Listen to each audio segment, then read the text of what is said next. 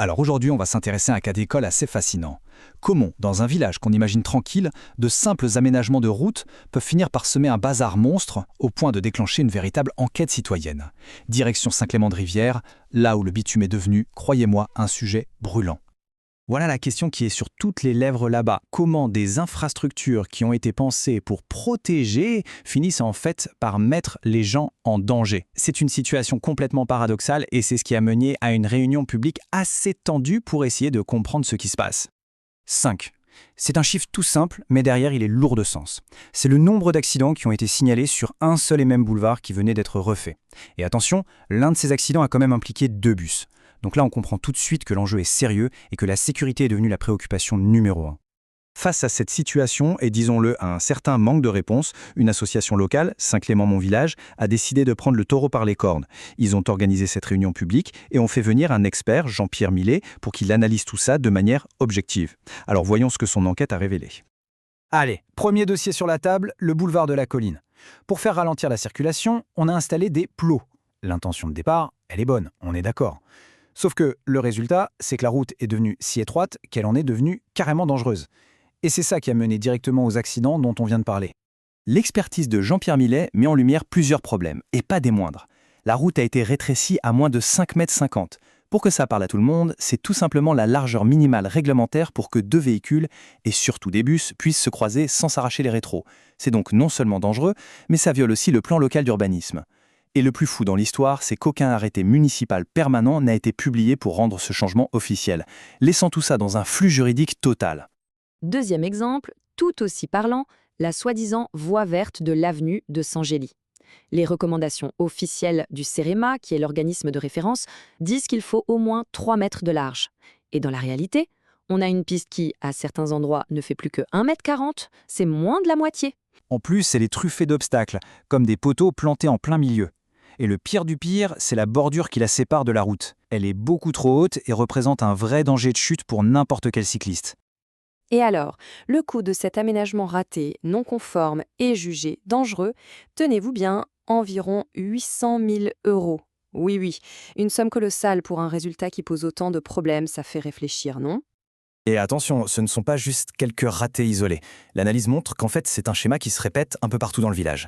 Des chicanes mal placées qui cachent la visibilité, des routes fermées pour essayer, mais qui ne font que déplacer le trafic ailleurs sans aucune étude, et une signalisation parfois tellement incohérente que plus personne ne la respecte. On a vraiment l'impression qu'il manque une vision d'ensemble. Bon, on a vu la technique, les chiffres, les normes, mais derrière tout ça, il y a des gens. Des habitants. Et lors de la réunion publique, on a assisté à un véritable face-à-face qui a vraiment révélé toutes les tensions et les frustrations qui s'étaient accumulées. Ce témoignage d'une habitante de l'avenue de Saint-Gély, il est hyper parlant. Il met des mots très simples sur un sentiment qui est en fait partagé par beaucoup de monde. Ces aménagements, au lieu de rassurer, ont créé un nouveau sentiment d'insécurité au quotidien. Et là, un autre résident met le doigt sur un problème de fond, un problème démocratique. L'absence de publication d'un arrêté municipal, ce n'est pas un simple détail administratif. Ça bloque purement et simplement tout recours légal pour les citoyens. Autrement dit, le processus normal qui permet de contester une décision est ici complètement paralysé. On voit bien ici 2 logiques qui s'affrontent, un peu comme un dialogue de sourds. D'un côté, les habitants qui parlent de dangers concrets, de règles non respectées, et de l'autre, les élus qui défendent leurs bonnes intentions de départ, qui reconnaissent du bout des lèvres quelques irrégularités et qui assurent que tout ça peut être ajusté. Mais le but de toute cette démarche, ce n'est pas juste de se plaindre. L'expert est aussi venu avec des propositions très concrètes pour sortir de cette impasse. Alors, voyons un peu quelles sont les pistes pour corriger ces erreurs et surtout pour essayer d'apaiser la situation. Pour le boulevard de la Colline, qui est clairement le point le plus chaud, l'expert propose une approche en 2 temps. D'abord, une solution rapide et conforme à la réglementation, qu'on appelle un chaussée-doux, pour sécuriser la zone tout de suite. Et ensuite, sur le long terme, l'objectif serait de créer une vraie voie verte, bien séparée. Mais ça demande des travaux plus lourds et du temps. Mais les recommandations ne s'arrêtent pas là, bien sûr.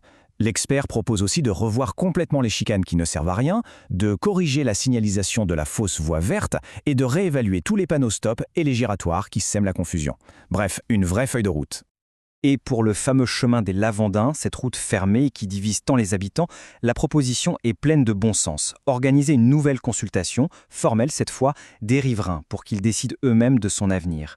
Une manière, en somme, de remettre le dialogue au centre du jeu. Au final, quand on prend un peu de recul, on se rend compte que cette histoire de plots et de panneaux à Saint-Clément, elle soulève des questions bien plus larges. Des questions sur notre façon de vivre ensemble et de prendre des décisions qui impactent notre quotidien à tous.